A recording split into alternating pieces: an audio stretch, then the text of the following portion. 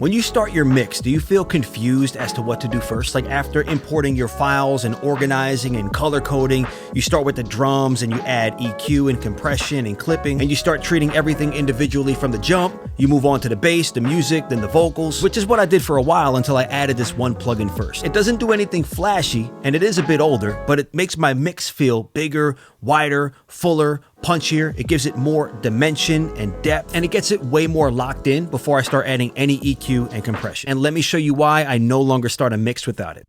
They be having problems. Talk behind my back, but in my face they being silent. I just want you to be honest. Not on Kumpo, if you buck, we getting violent. I'm lying, but you let words fly without the pilot. You'll nosedive and get more lashes than the eyelid. But I ain't gotta repay it, God don't give me the guidance. Why you struggle to find the words to cuss me like you was biting. Hey, welcome back to the channel. I'm Dax, and today I'm talking about the Sonimus Satson. This is one of the most slept on plugins in my entire template. If you're a mixer, this is one of those foundational tools that doesn't sound that exciting and kind of annoying because you have to put one on every single channel. But once it's off, you can't unhear what it just did.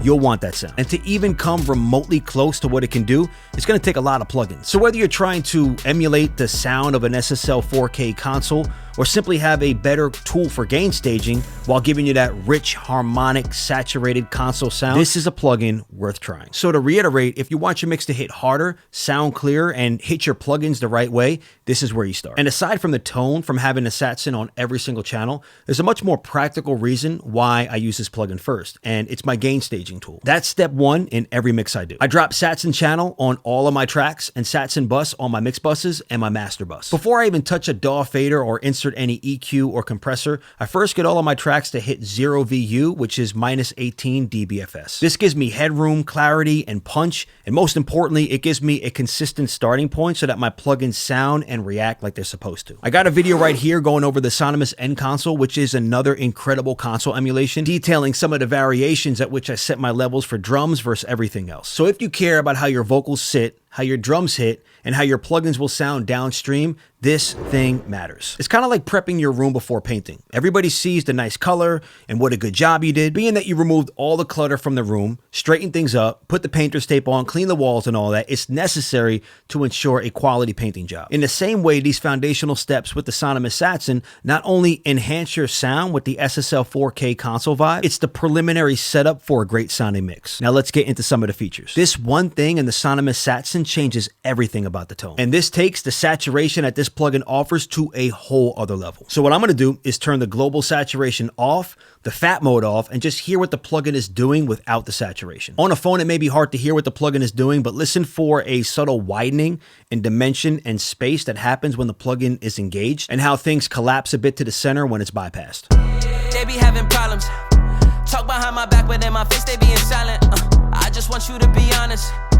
Not on Kumpo, if you buck, we getting violent. I'm lying, but you let words fly without the pilot. You'll nosedive and get more lashes than the eyelid. But I ain't gotta repay it, God don't give me the guidance. Why you struggle to find the words to cuss me like you was biting. Yeah. And now for context, the whole plugin bypassed and then engaged. They be having problems. Talk behind my back, but in my face they being silent. I just want you to be honest. Not on Kumpo, if you buck, we getting violent. SSL 4K console or not, that is a big difference. Now moving on to the trim controls. Here's how you can save some serious time controlling the levels and the saturation in your mix. So when I switch the saturation on and off here, I'm doing it from the Satson bus, which is on my master. Now if you see here, I have all my groups. So on the individual channels, I can select down here to have it either part of the group or ungrouped. And when ungrouped, I have control of the individual channel saturation. But one of the benefits of having everything grouped is on the mix bus. Number one, I can control saturation for everything pretty easily. With the click of one button, the entire drum bus, for example, gets a saturation. And number two, I have trim control, -6 up to +6. If I wanted to, I can either trim just the buses, just a channel, or both. So if I had my kick go into a kick group inside a Satson and I labeled it kick, and I did the same thing for the snare and the hi-hats, I would select channels if I wanted trim control for each one. But being that I always have my drums routed to a drum bus, I'll go ahead and insert a Satson bus version of the plugin, which doesn't give me any gain staging control like the channel version does. But for trim control of the bus on the master grouping, I would select buses, which would give me 6 dB down or 6 dB up on my drum bus. And if I select both, then it's trimming the level of both the bus that everything is routed to, as well as each individual channel. So the next insert in my chain after this plugin will usually usually be an EQ. So I find that having these basic filters on the Satson will take care of my basic filtering needs. You get 6 or 12 dB per octave slopes for the filters as well. Now, if you click here, this panel pops open with some more options. Here you have output compensation, which automatically attenuates the output as you increase the gain, which is essentially turning the gain knob into a drive knob. Super gain increases the gain range of this knob to -24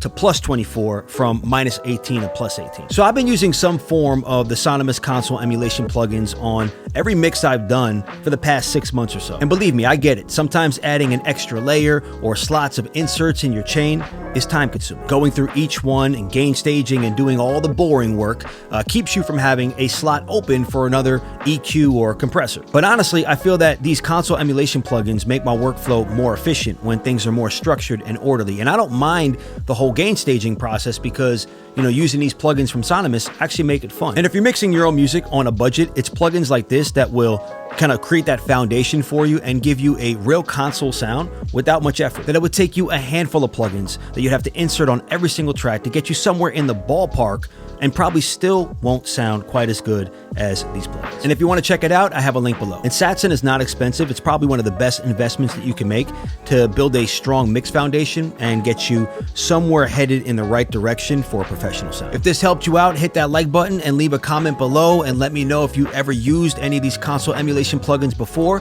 I'd love to know what you're working on. And if you want to hear more about the Sonimus N console, check this video right here.